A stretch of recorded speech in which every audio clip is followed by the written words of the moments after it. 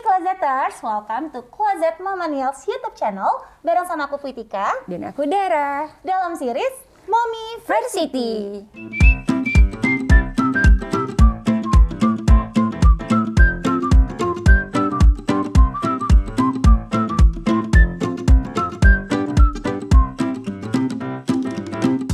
Ada nggak sih yang udah familiar sama istilah parental trauma? Atau mungkin kalau belum familiar, udah pernah nonton Encanto belum? Nah itu tuh film anak-anak ya, movie, kartun gitu. Tapi syarat banget sama makna, ya banyak pesan-pesan yang bagus ya kan. Dimana nih di situ jadi belajar kalau ada orang tua yang pernah punya trauma di masa lampau dan akhirnya berdampak sama pola asuh dia gitu. Dan ternyata parental trauma ini suka secara nggak sadar kita alami, bahkan kita lakukan. Yes. Oke, jadi supaya kita pintar bareng-bareng, hari ini kita akan ngobrol sama Audrey, psikolog dan juga pakar dari topik ini. Tapi sebelum kita lanjut videonya, kita mau say thank you dulu untuk brand yang udah sponsorin video ini. Closeters sudah tahu belum kalau faktor eksternal seperti polusi, stres, UV rays punya efek membuat kulit dehidrasi loh. Makanya perlu banget masukin Bioderma Hydra Biotonic yang teruji menghidrasi kulit selama 8 jam. Rahasianya ada di Aqua Genium patent dari Bioderma. Gak cuma melembabkan, toner ini juga bisa membuat kulit terasa segar dengan tekstur yang ringan. Cara pakainya juga gampang, gak perlu dibilas, aman untuk area mata, dan cocok dipakai oleh remaja dan dewasa. Info lengkapnya, cek Instagram @bioderma_Indonesia. Oke, sekarang sudah hadir di tengah-tengah kita, bukan di tengah sih ya, di pinggir. Ya kan? Ada Mbak Audrey nih, dan aku mau langsung tanya aja deh. Biasanya kan kamu bukan di Indonesia ya? Iya. Sekarang kayak lagi cuman jalan-jalan pelesiran gitu. Bener, Langsung iseng-iseng ya. Bener, langsung ditarik sama Closet Momanials untuk ngobrol-ngobrol bareng. Nah, sebenarnya kamu stay-nya di mana sih, Mbak? Aku di Belanda. Di Belanda. Iya. Kalau mau konsultasi gimana tuh, Mbak? Gimana? Online dong sekarang. Oke, mungkin boleh disebutkan title kamu mungkin, Mbak, biar Closeters juga kenal. Aku psikolog klinis anak dan keluarga dan neuropedagogo. Waduh, apa tuh? Oke, Nanti itu nanti dilihat aja Google. dari suppersnya ya. Oke, jadi sebenarnya tadi kita udah ngebahas sedikit ya, Dar, tentang trauma-trauma sebagai orang tua nih, atau mungkin bahasa kerennya Parental trauma. parental trauma kan. Nah, cuman tadi juga aku abis ngobrol juga sama Dara, sempat baca-baca atau nonton ya, Dar, nonton film. Bener, film-film Disney tuh banyak banget ternyata yang punya di balik itu tuh ada message yang benar-benar deep, kita bisa kita bahas lebih lanjut di Yes. topik kali ini. Benar, dan itu Encanto, Mbak. Nice, nice. Nah, Encanto itu kan emang si grandmanya itu punya trauma karena dia kehilangan keluarganya, kehilangan rumahnya, Yes. gitu. Jadi dia menjaga sekali untuk Yes. tidak terjadi lagi gitu kan di keluarganya. Jadi dia benar-benar overprotective lah, bisa dibilang kayak gitu. Nah, cuman mungkin supaya lebih ngerti gitu ya, kita mau tanya dulu, parental trauma itu sebenarnya definisinya apa sih, Mbak? Nah, kalau parental trauma itu datang dari kata parent dan trauma gitu ya. Kalau parent adalah ketika seorang dewasa yang sudah menjadi orang tua, tapi dia punya stres yang cukup tinggi sehingga itu mempengaruhi dia bagaimana dia mengasuh anak atau parenting ya kan zaman sekarang tuh.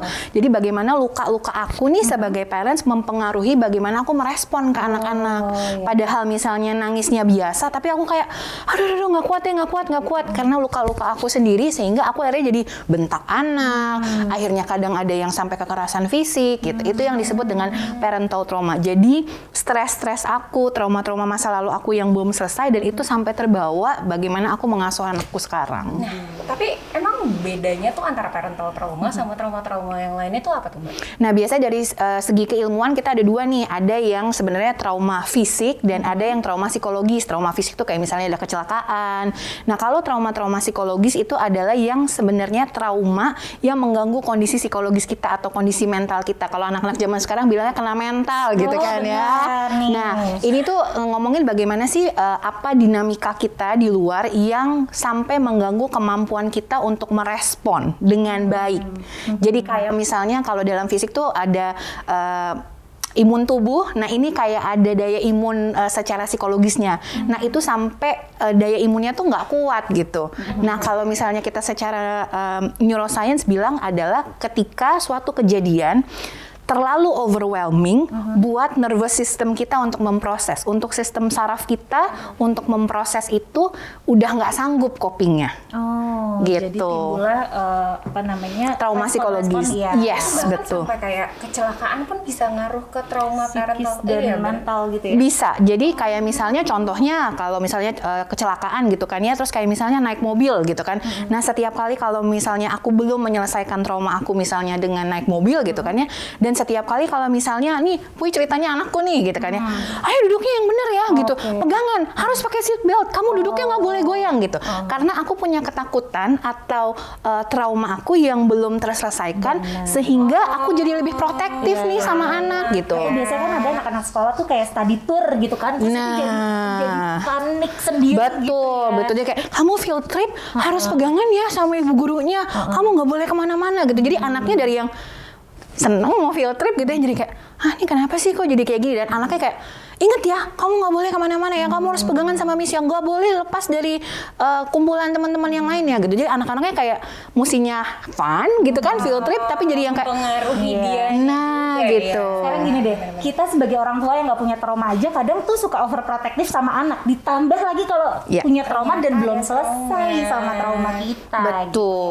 Nah terus nih, kalau tadi kan kita udah bahas sih parental trauma ini, dia tuh ada kaitannya dengan inner child nggak sih? Ih, menarik sekali ya. Ini lagi happening banget gitu ya dari tahun lalu sampai hari sekarang. Betul. Nah, sebenarnya kalau kita ngelihat sendiri inner child tuh sebenarnya apa sih? Kalau kita bedainnya inner child itu apa sih yang aku experience ketika waktu aku masa kecil.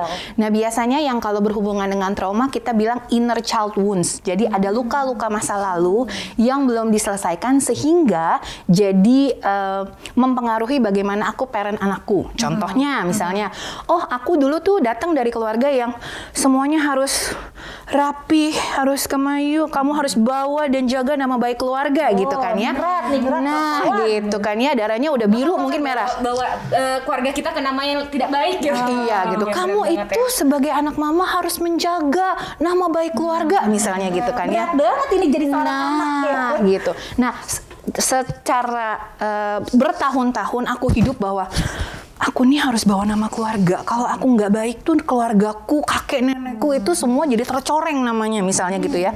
Sehingga aku jadi kayak kaku gitu kan, bahwa kemanapun aku pergi aku harus bawa nama keluarga.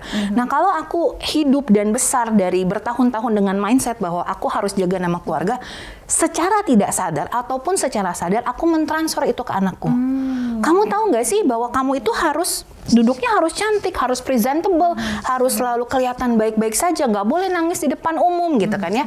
Secara tidak langsung, yes gitu. Dari kecil dia didoktrin seperti itu gitu ya. Yes. Benar sih, Mbak Audrey, itu banyak banget sih kasus-kasus seperti itu tuh ternyata itu namanya adalah parental trauma. Karena yang dibawa sama diri dia dari masa lampau. Betul. Dan biasanya dari klien-klienku yang memang banyak juga case-case-nya adalah parental trauma, biasanya para ibu dan ayah itu nggak sadar loh dia melakukan itu. Dan ketika ditanya, saya melakukan itu mbak, saya melakukan itu nih sama anak-anak saya, ya ampun saya nggak mau gitu. Jadi kalau buat closeters yang dengar gitu yang kayak, aku melakukan itu, aku tahu, aku sangat-sangat paham bahwa itu bukan tidak baik gitu ya. Sesuatu yang dilakukan secara sengaja gitu. Banyak parents yang mungkin nggak tahu mereka melakukan itu secara gitu. tidak sadar di bawah alam sadar mereka mentransfer loh. Sesuatu yang mungkin tadinya juga dia tidak menyukai itu gitu. Betul. Oke. Tapi ada ciri-ciri spesifiknya nggak Mbak Audrey kalau untuk kayak parental trauma ini tuh ada nggak sih? Nih ciri-ciri jelasnya seperti ini loh. Gue gitu, ternyata membawa parental trauma loh gitu. Nah, dalam prakteknya biasanya aku akan mengajak para klien-klienku untuk ngelihat ini benar-benar karena hanya apa yang dilakukan sama anak sampai aku marah, atau kalau secara kita duduk diem lagi dan kayaknya enggak deh, kayaknya ini ada sesuatu yang masih bermasalah di aku yang akhirnya aku melampiaskan kepada anak. Cara taunya biasanya gimana?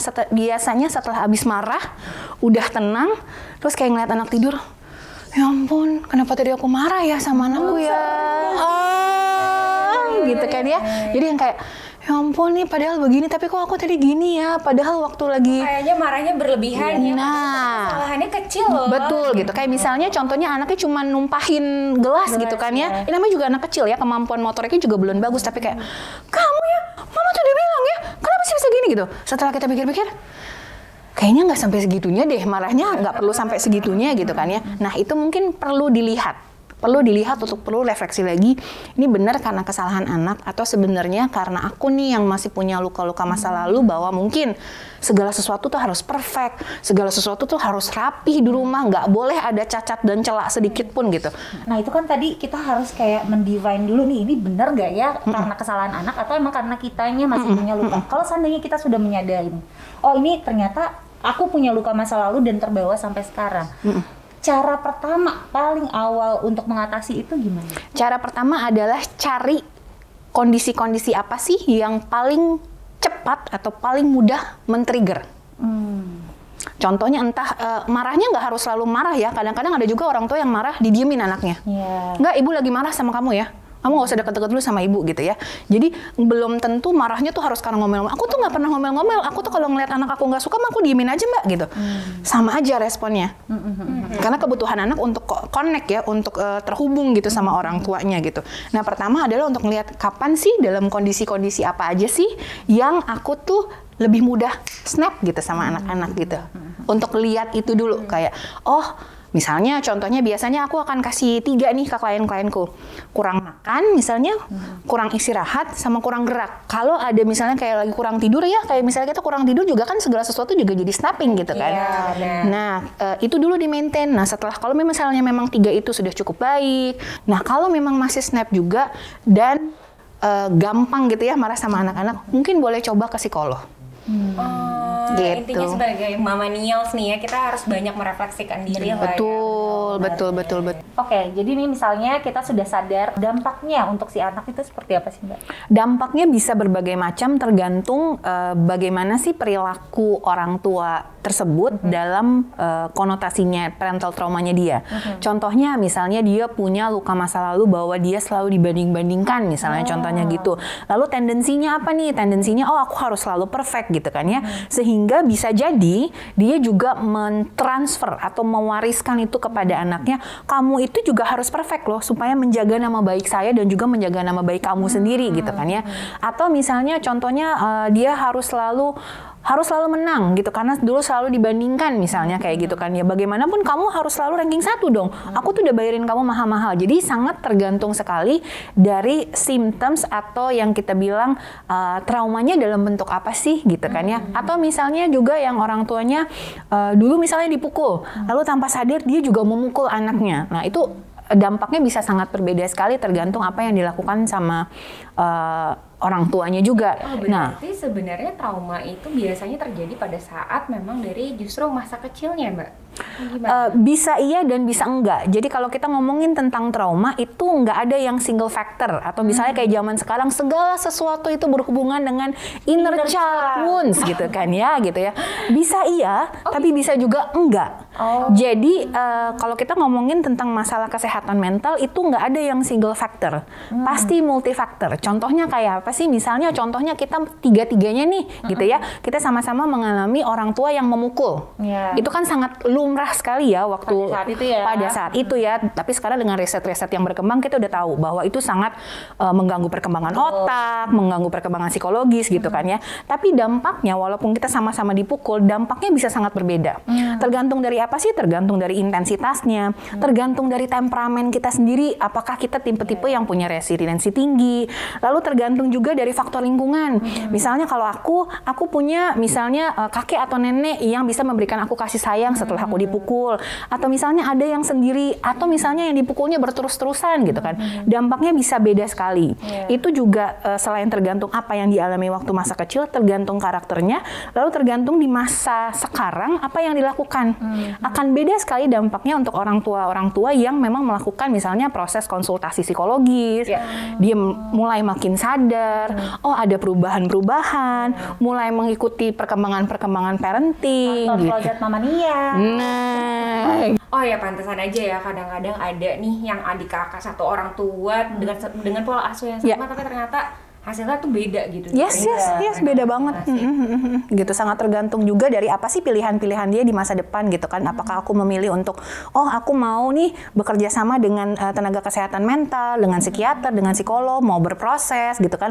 Lingkungan kerjanya kayak apa, support system setelah dewasanya kayak apa, lingkungan pertemanannya kayak apa, itu multifaktor banget gitu. Oke, pertanyaan terakhir dari aku nih Mbak Audrey. Gimana tuh caranya buat kita bisa memutus parental traumanya? Oke, menarik banget ya pertanyaannya, bahwa pasti kalau udah tahu kita tuh punya parental trauma, pasti nggak pengen untuk melanjutkan itu ke anak-anak ya.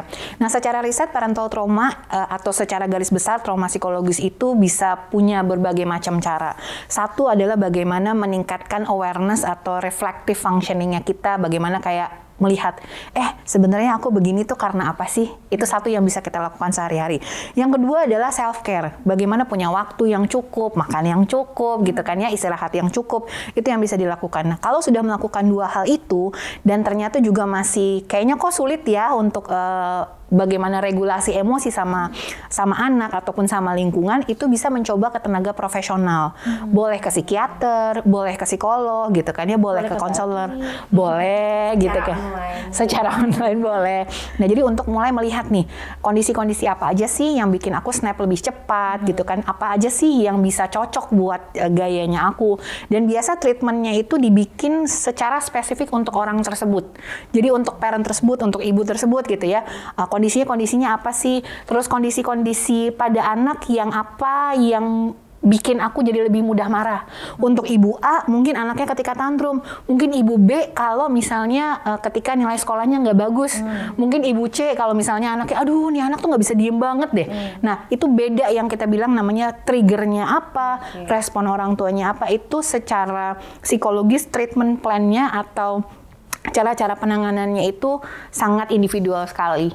Gitu. Oke nih Mbak, sekarang kan kita udah dijelaskan lah ya tentang parental trauma ini. Boleh dong Mbak kasih message gitu ya untuk closeters nih, gimana sih untuk berdamai mungkin sama parental trauma itu, atau ya kesimpulan lah.